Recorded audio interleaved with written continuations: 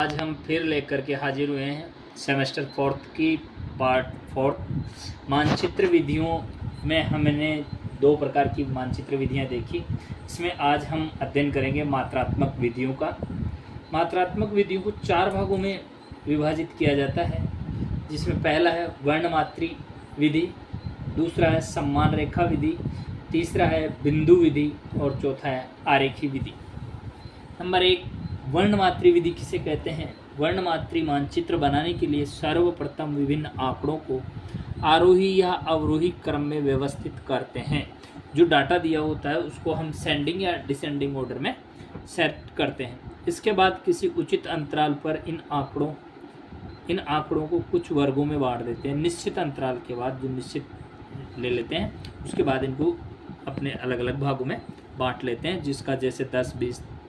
आंकड़ों को वर्गों या समूह में बांटते समय 0 से 10, 10 से 20, 20 से 30 के बजाय 0 से 9, 10 से 19, 20 से 29 के समान पद्धति अपनाई जानी चाहिए। या तो ये 0 से 10 में होना चाहिए या फिर 0 से 9 अगली संख्या अगले क्रम में जाए, इससे होना चाहिए। क्योंकि वर्णमात्री मानचित्रों में छायाओं में परिवर्तन के से घनत्व रेखाओं के बजाय सीमा रेखाओं का बोध होता है, जैसा उदाहरण में दिया गया है।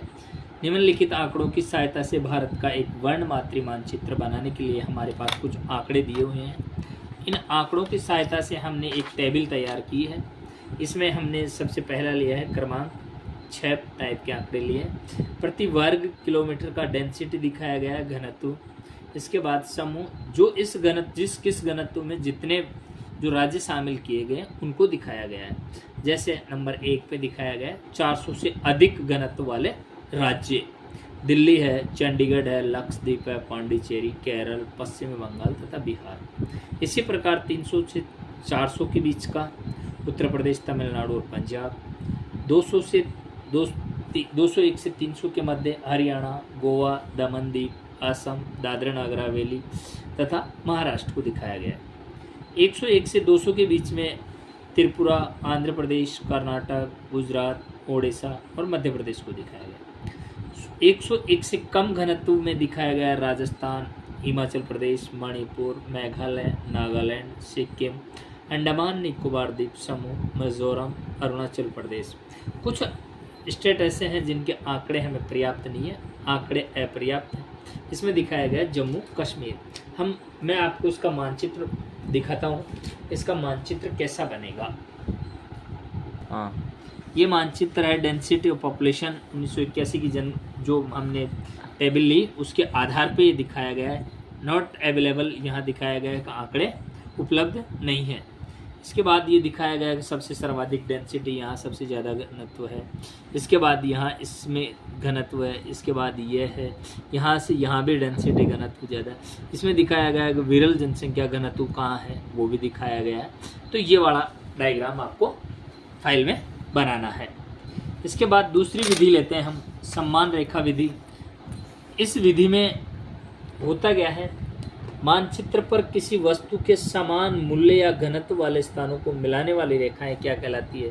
सम्मान रेखाएं कहलाती है। अर्थात कोई भी मान जिसमें समान मान हो, जिसका मानचित्र मैं आपको दिखाने जा रहा हूँ। राजस्थान में मेन एनुअल रेनफॉल, वार्षिक वर्षा के वितरण को दिखाया गया है। यहाँ दिखाया गया है 15 सेंटीमीटर वर्षा रेखा किस होकर के गुजर रही है। ये रेखा 15 सेंटीमीटर वर्षा को दिखा रही है। ये वाली रेखा जो यहाँ से लेकर के यहाँ गंगानगर तक जा रही है 30 सेंटीमीटर रेखा को दिखा रही है। 45 सेंटीमीटर वर्षा रेखा को ये दिखा रही है। 60 सेंटीमीटर वर्षा रेखा, इसके बाद 75 सेंटीमीटर वर्षा रेखा ये यहाँ से यहाँ, और इसके बाद 90 सेंटीमीटर वर्षा रेखा ये यहाँ से यहाँ दिखाया गया है। ये वाला मानचित्र बनेगा सम्मान रेखा विधि वाले मानचित्र में। इसके बाद तीसरी विधि है बिंदु विधि। वितरण मानचित्र बनाने में इस विधि द्वारा किसी वस्तु के वितरण के घनत्व को समान आकार व आकृति वाले बिंदुओं के द्वारा क्या किया जाता है? प्रदर्शित किया जाता है। इस कार्य के लिए एक बिंदु का कोई मान निश्चित होता है। जैसे हमने कहा कि एक बिंदु बराबर 5000 व्यक्ति, जैसे 1000 पशुओं के बराबर हमने एक बिंदु डॉट काम में लिया। 500 हेक्टेयर बराबर एक बिंदु निश्चित कर लेते हैं और इसके बाद मानचित्र बनाते हैं। तो इसका मानचित्र कैसा बनेगा, इसके मानचित्र के लिए मैं आपको दिखा देता हूँ। ये वाला मानचित्र है, बिंदुकित मानचित्र जो आप देख रहे हैं मानचित्र में, ये वाला मानचित्र बनेगा। इसके बाद अगली जो विधि है वो है आरेखी विधि। इस विधि में हम गणितीय मानचित्रों के आधार पर कुछ चित्र बनाते हैं, मैप बनाते हैं, जैसे दंडारेख, जहाँ बार डायग्राम बना देंगे जहाँ भी जैसी स्थिति होगी। उसके बाद वृत्तारेख मानचित्र बनाते हैं, वृत्त बना देंगे जहाँ जैसा कि मानचित्र में आगे दिखाया गया है। ये वाला जो मानचित्र है ये वृत्तारेख मानचित्र बनाया गया है